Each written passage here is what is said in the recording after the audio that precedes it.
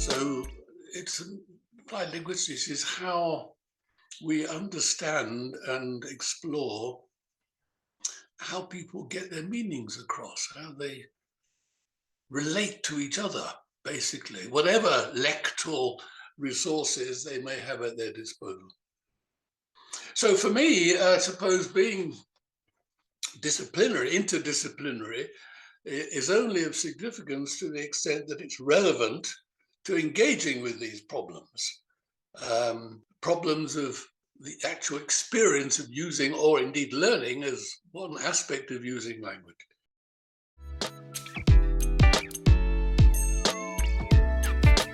The difference is problem orientation. Now, if you think of Bill Labov, for example, and his work, he's a sociolinguist, but he was in applied linguistics when he considered questions of education, of how educational prejudice affected the learning outcomes of students, of pupils in schools. Then this becomes applied linguistics, because there is this problem of discrimination. And why there is discrimination is explicable in reference to notions of social prejudice, of social membershiping, and so on. Yes, but the point is that you start with the problem.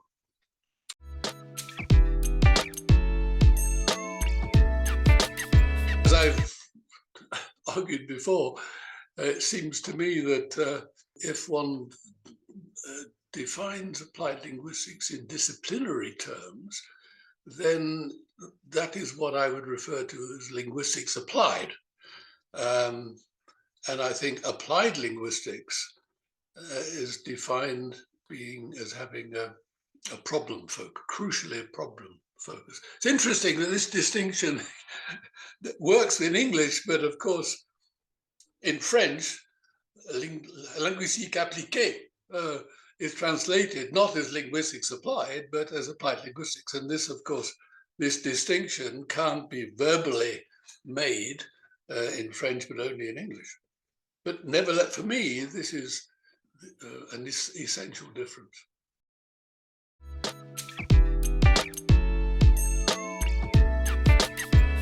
I mean, the classic case is language teaching, that part. And I know that in some people's minds, applied linguistics has moved on from simply being concerned with language teaching, but it nevertheless is crucially concerned, it seems to me, with language teaching and learning.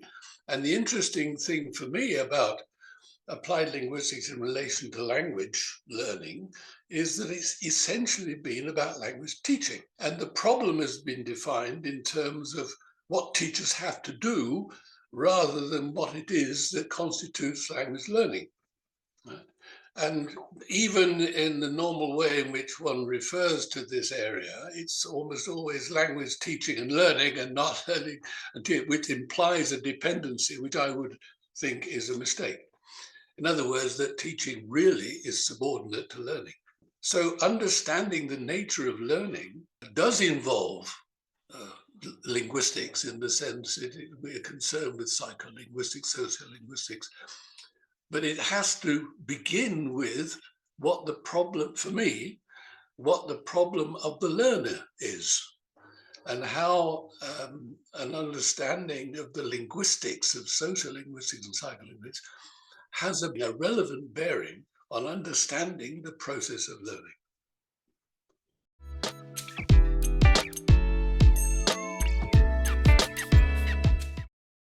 The definition of error as an interim stage in the learning process being defined in acquiring competence, approximating to native speaker competence, seems to me to ignore the possibility that what learners are actually doing is actually using the language as a resource to the best of their ability, and that what we see is the emergence of the user in the learner based on the learner's own experience of language.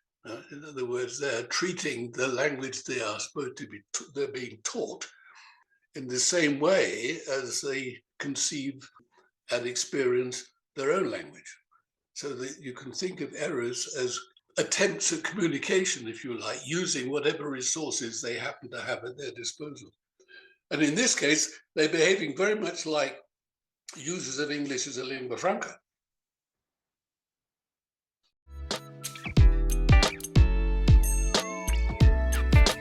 I was never involved in the association, really. I've never been an office bearer. I've always, I think, attended AILA conferences, I think, most of them anyway.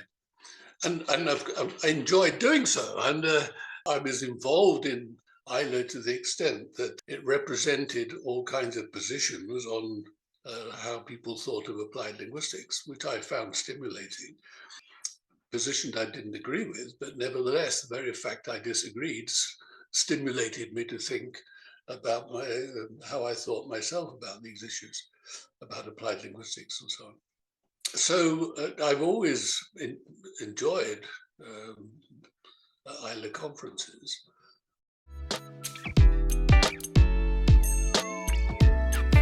Globalized world, all right? And in the description of this AILA conference, there's mention of diversity, and the implication being that this is something to be maintained. But in a way, it's precisely diversity that we need to overcome, right? Because when, in the sense that when you get, as for example, in the case of refugee interrogations, you get diversity because you get difference of assumption as to what the interview is all about, difference of linguocultural background, difference in what the outcome is desired on each party. And all of these are diversities. They're diversities of assumption, diversities of belief, diversities of language, diversity of cultural ideas, and so on. And these have to somehow be reconciled in order to achieve some kind of outcome. So in a way, we're talking not about celebrating diversity as accepting that diversity is a challenge to creates a problem